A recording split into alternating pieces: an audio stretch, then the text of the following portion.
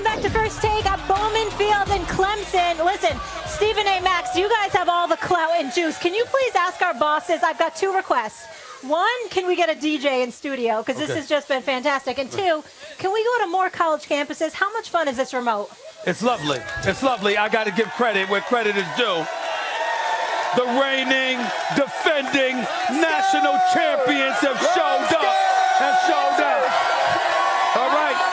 Stephen A., time for your Stephen's A-list. What?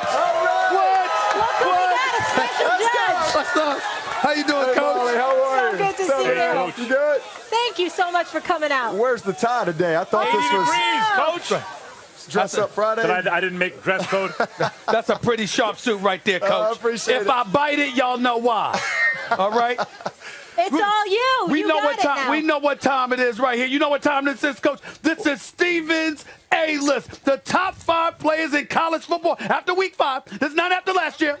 This is not after week. This is after 5 weeks of college football right now, okay? I Excuse me. And by the way, you see this list right here? Set up. I'm not going to do it because you know what? I got somebody that looks a hell of a lot better than me that's going to put some names on the board. Your name was Zakia, right? Zakia, that's right. Let's get to my top 5. Top 5 on the list. Number 5, Joe Burrow. Put it right up there. Why? Because this is a brother right now, undefeated, leads all FBS quarterbacks in completion percentage. He's been absolutely balling. He's a big-time talent. I got to put him up there at number 5. Let's go to number 4 on the list. Put a Jonathan Taylor, Wisconsin.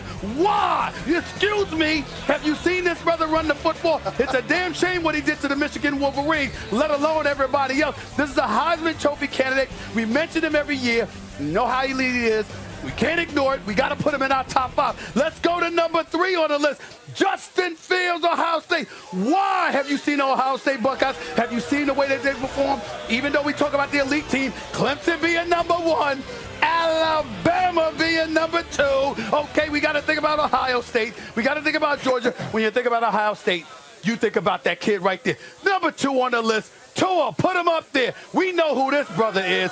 Y'all know who this brother is. Y'all did something to him last. A matter of fact, because of him, the way he performed and the way they looked in the national championship game, I got an apology to issue later on, okay? So we'll get into all of that another time. But Tua is still big time. So is Alabama. We got to go to number 1 on the list. Give it to me.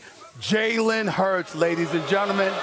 Ladies and gentlemen, it's something special. This guy right here tied for FBS and total QBR. We know how sensational Jalen Hurts has been. His record as a starting quarterback, 31-2. Listen, Trevor Lawrence is big time. You got a lot of big time players on Clemson. We'll talk about that. But Trevor Lawrence has struggled a little bit in the first 5 games. Okay, he's the reigning defending national champion. But this is only my list. After the first 5 week, Coach. You got a problem with that?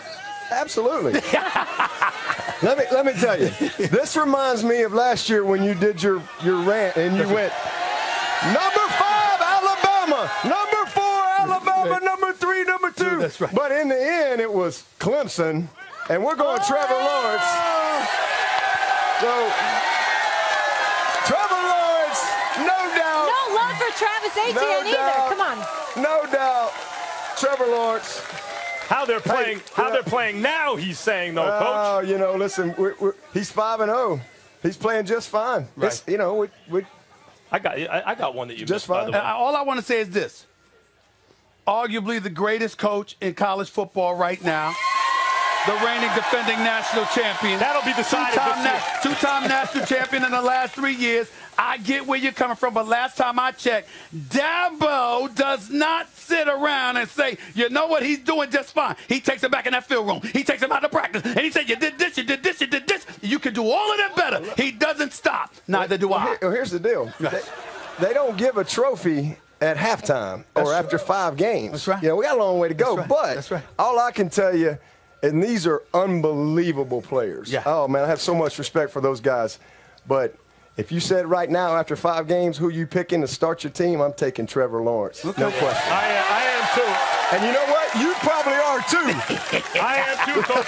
But by the way, while you're talking while you're talking running backs, what about DeAndre Swift? Like you look at the Bulldogs. That's running back factory now, right? Yeah. I remember the first time I saw Nick Chubb. I'm watching on a plane. I'm like, boy, Gurley's as great as everyone says. Oh, wait a minute, that's Nick Chubb. That's not Gurley's hurt.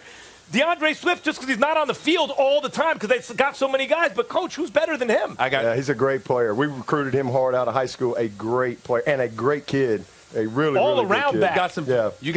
You got two pretty damn good running backs here. We do. We do. ETN and Lynn J. Dixon, who's kind of just coming on the scene. Right. So both averaging better than 6 yards a carry. Yeah, I've been impressed. Yeah, I've been impressed. And you're going to see more. You know, we got a long way to go in this season.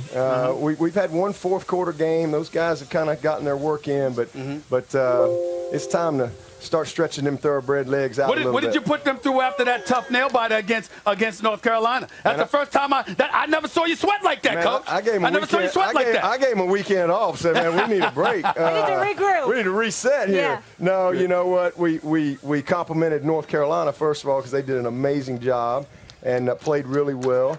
But we learned a lot. We learned this team is different. You know, everybody just carries over from last year. I learned that this team has the guts to win games like that. You know, you got to win games like that. You know, sometimes you can't hit the three-pointer, so you better find a way to rebound and get a steal and get to the basket and get to the free throw line. And we found a way to win. Basketball Chapel Hill analogy right there. That's right. Yeah, no question. That's because you got a jump shot. That's why you brought that up. But go ahead. Let me ask you all this, Coach. You said, you know, we don't bring out trophies at halftime or after week 5. When we're looking at this list, Stephen A., you up first. I want you all to weigh in.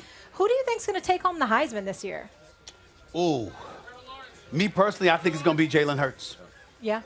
Yeah, I could care less. You know, I mean, listen, I've been there, done that. You care about another trophy. If Deshaun Watson can't win the Heisman, you know what? It doesn't really matter to me. So I have a question about Deshaun. I've been there, done it. The Heisman is a great award. It's awesome. I would love to have a player win it, but if I've got to leave him in to get stats in the fourth quarter and things like that, we're probably not going to have a guy win, but we want to win the big trophy. I have a question. I have a question about Deshaun Watson, Coach. You obviously you preach team. You're going to talk about how all the contributions of the team and quarterback sometimes gets too much credit. And you as a leader and a coach have these guys playing for and with each other, all that stuff. But I took you guys to beat Alabama a couple years ago because of Deshaun Watson. You did. I thought it would be tooth and nail down the stretch, and he'd sprinkle that magic pixie dust, and in the end, make the play to win by hook or by crook. He'd figure it out, and he got you over the top. Yeah. Did Deshaun Watson do anything in a permanent way to this program by beating Alabama the way he did, or is every year just you start again, or is there a ripple effect from that game? There's a ripple effect. Listen, Deshaun benefited from what Taj Boyd did. Taj Boyd benefited from what Kyle Parker did. We've built our program over the last 10 years, and everybody's been building blocks to it. Every moment has mattered, but Deshaun put the flag at the top of the mountain and proved that we could do it. You know, it was the only thing we had not done in my time here, in 7 years at that time, was win it all. So he set that tone, and then we come back a couple years later, and Trevor took the baton and led us back. We know who Stephen A. picked. Yeah, you can hide. Yeah. You can run, but you can't hide. We're going to take a quick break I'm hiding because I picked against Clemson. Coach, we know Alabama. He saw that list. All right, after First Take, we have a special show on the ACC network. That's at noon Eastern. Taj Boyd will be back for that. Make sure you check us out. A ton of special guests, giveaways. Coach isn't going anywhere. Coming up, the Rams are trending down and the Niners are on the rise. So will LA flip the script on Sunday? Find out that in our game picks and more with Clemson's national championship winning head coach when we come back. Don't go anywhere. More